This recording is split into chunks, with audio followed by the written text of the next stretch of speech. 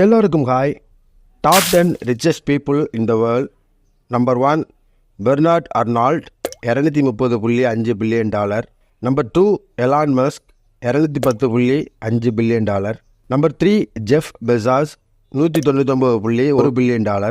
Number 4 Mark Zuckerberg, $176.1 billion.